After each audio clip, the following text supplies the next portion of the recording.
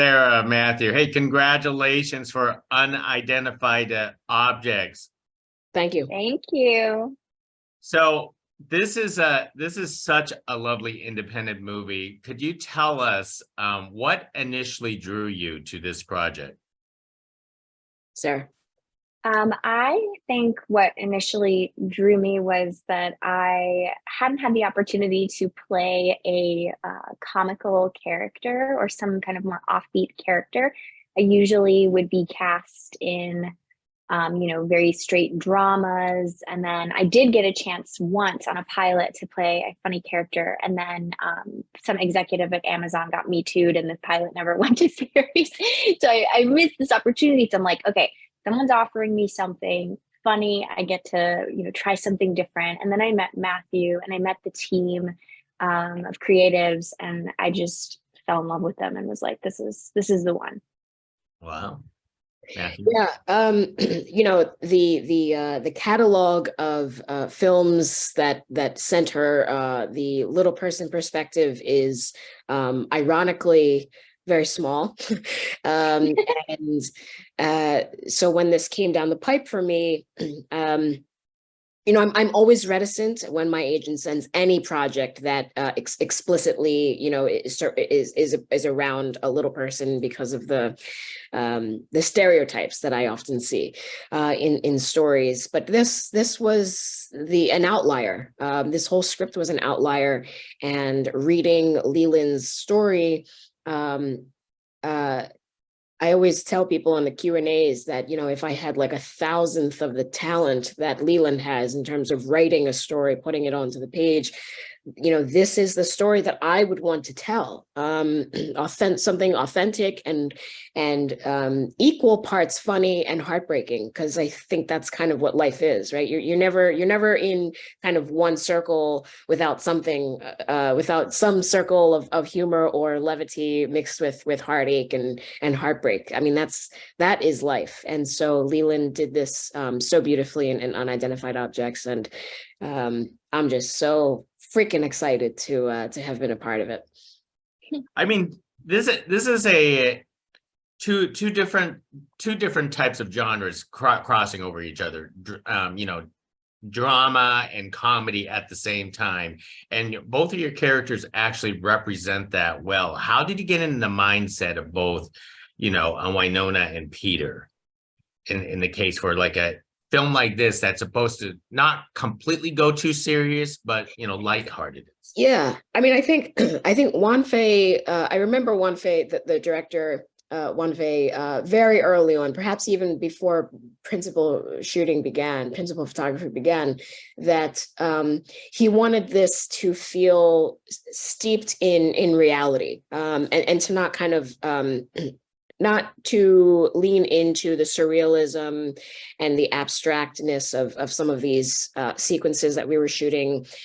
He said the more that you can be in touch with the pain that both of these characters are carrying, because they both are carrying kind of a backpack of pain, then the story itself will kind of feel natural and authentic and organic. And I think that's what audiences resonate with, is that, in this kind of cosmic weirdness, there's an undercurrent of authenticity and humanity, and I think that is kind of the kernel that audiences feel when they watch this story. Sarah?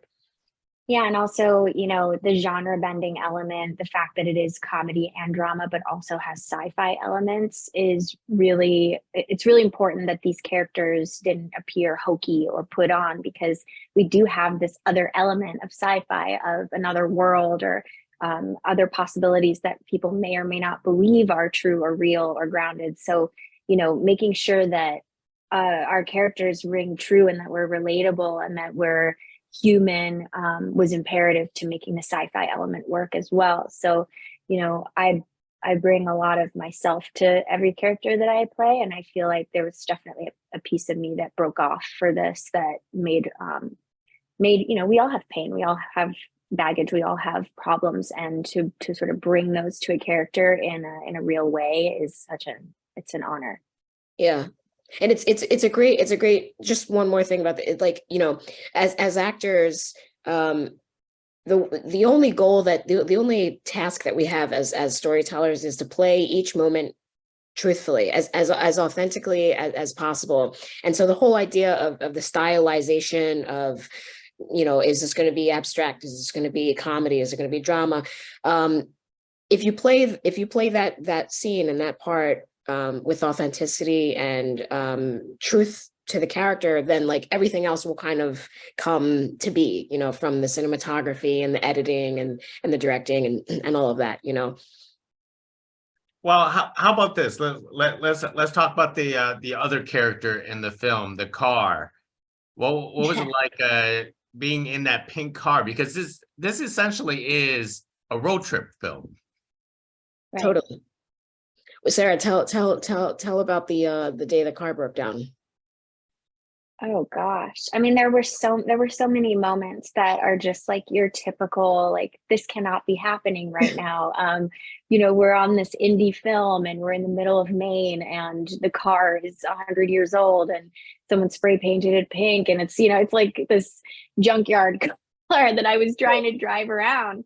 And it, the tires were messed up and we would end up breaking down in the middle of the road, having to get a tow or having to turn around and, have the crew tow us around. And it was like a nightmare, but also the best days of my whole life, which I feel like sometimes the biggest obstacles that we have turn out to be like the most important things in our lives. And this car, I think, the director always references like it being sort of an iconic piece. Like he wanted something that would make the film stand out in such a big way. And he says that the car is representative of like an alien. Everything that you see in the scenery, it doesn't fit. It's not supposed to be there. And similarly to our characters, it's like we're these misfits trying to fit in somewhere, and you're in the middle of nowhere with a bright pink SUV, and it keeps such an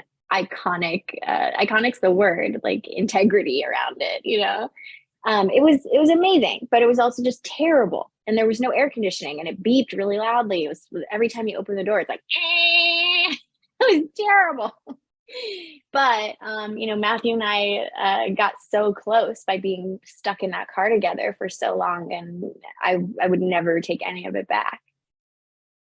That's terrific. So the chemistry between you two grew as the production progresses, or you guys actually developed it before the film? No, it was really from day one of production. We didn't have, we hardly had any time to even communicate before we began shooting. I think what was looking back, I think what was emblematic of our relationship is because this was such a small scale film, we all stayed, the whole crew, the cast, everyone was on this fishing lodge in Maine. And the very first night we both arrived, we drove up from New York City, and we arrived at like midnight in this pitch black fishing lodge. And you're being nice. It's a motel. Yeah, it's a motel.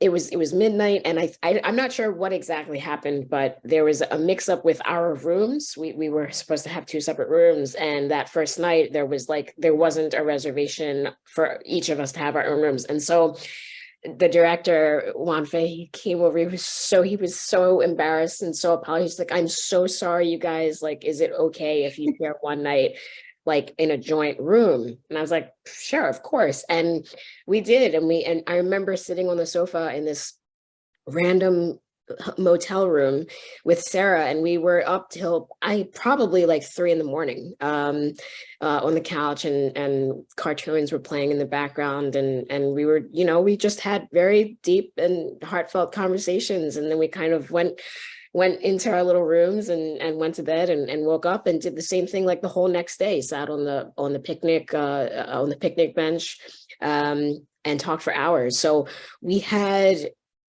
about 48 hours of like kind of intense solitude together to understand, where each of us were coming from. And that was definitely a boon when it came time to shooting.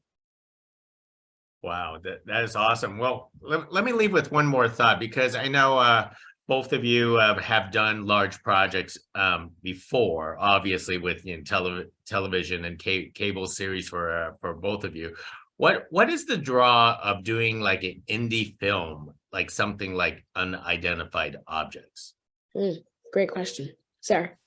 I mean, when you're on these big shoots, there are moments that you get to create like quote art. But there's also like a quota to be filled with a lot of other elements to these shows. And I have been really fortunate that I've gotten to make some cool artistic pieces of work, but somehow when you do these things that are sort of unencumbered by the industry and they're more directly from someone's soul without, executive notes or, tens of thousands of people going like, no, you can't say this, you can't do this, there's so many rules. And I feel like with TV, you have to say the lines as they're written, you have to do everything as it's written. And with this, there were moments where we got to improvise. There's moments where we got to just, maybe we shouldn't say that part at all and just let it be a moment between us. And we got to be part of the creative element of it.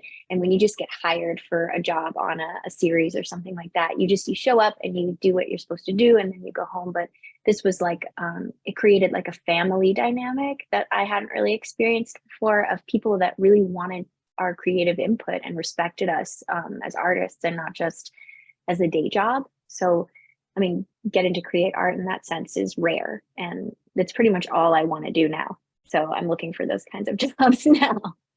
Yeah, I was listening to a podcast recently. Seth Rogen was asked, with all of his success over the years, what gets him going? What kind of creative endeavor gets him excited? And he said his answer was something to the tune of, if I see something that I'm like, that's what I like, I want to make that. They're like, why didn't I think of that first? Like, I'm jealous I didn't think of that. I want to be a part of that. That kind of freedom, like Sarah was alluding to, in the independent realm, where you don't have the gatekeepers and you can kind of create that whatever that thing is, the image that's in your mind, the story that's in your mind, what do you want to see told?